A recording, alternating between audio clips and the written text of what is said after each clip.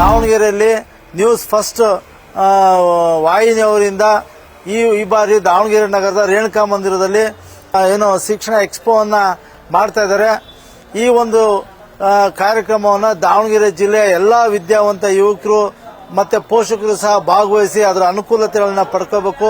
ಕಾರಣ ಇಷ್ಟೇ, second PUC ಆದ್ಮೇಲೆ ಲಾ ಮಾಡಬೇಕು, ಇಂಜಿನಿಯರಿಂಗ್ ಮಾಡಬೇಕು, ಮೆಡಿಕಲ್ ಮಾಡಬೇಕು, ಅಥವಾ BSc ನರ್ಸಿಂಗ್ ಮಾಡಬೇಕು, BSc ಅಗ್ರಿಕಲ್ಚರ್ ಮಾಡಬೇಕು, ಅಥವಾ ಬೇರೆ ಬೇರೆ IIT ದೊಡ್ಡ ದೊಡ್ಡ ಉನ್ನತ ವಿದ್ಯಾಭ್ಯಾಸ ಮಾಡಬೇಕು ಅಂತ ಹೇಳಿದ್ರೆ ಸರಿಯಾದ ಮಾಹಿತಿ ವಿದ್ಯಾರ್ಥಿಗೂ ಇರೋದಿಲ್ಲ, ಸರಿಯಾದ ಮಾಹಿತಿ ಪೋಷಕರಿಗೂ ಇರೋದಿಲ್ಲ.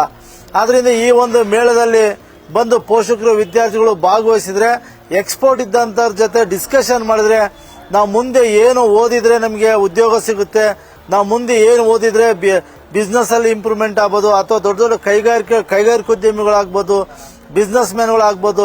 ಈ ತರ ಒಂದು ಎಕ್ಸ್ಪೋದಲ್ಲಿ ಭಾಗವಹಿಸಿದ್ರೆ ನಮಗೆ ಜ್ಞಾನ ಸಿಗುತ್ತೆ. ಆ ಕಾರಣ ಇಂಥ ಒಂದು ವಿದ್ಯಾರ್ಥಿ ಏನು ಶಿಕ್ಷಣ ಮೇಳದಲ್ಲಿ ಮುಂದಿನ ವಿದ್ಯಾಭ್ಯಾಸಕ್ಕೋಸ್ಕರ ಏನು ಶಿಕ್ಷಣ ಎಕ್ಸ್ಪೋ ಅಂತ ಹೇಳಿ ಮಾಡ್ತಾ ಇದ್ದಾರೆ. ಇದನ್ನ ದಾವಣಗೆರೆ ಜಿಲ್ಲೆಯ ಎಲ್ಲ ವಿದ್ಯಾರ್ಥಿಗಳು ಪೋಷಕರು ಭಾಗವಹಿಸಿ ಸದುಪಯೋಗ ಪಡಿಸ್ಕೋಬೇಕು ಅಂತ ಹೇಳ್ತಾ ಈ ಒಂದು ಕಾರ್ಯಕ್ರಮ ಆಯೋಜನೆ ಮಾಡಿದಂತ ನ್ಯೂಸ್ ಫಸ್ಟ್ನರಿಗೂ ಸಹ ರೈತ ಸಂಘದ ಪರವಾಗಿ ಹೃತ್ಪೂರ್ವಕವಾದ ಧನ್ಯವಾದಗಳನ್ನು ಅರ್ಪಿಸ್ತಾ ಇದ್ದೀನಿ.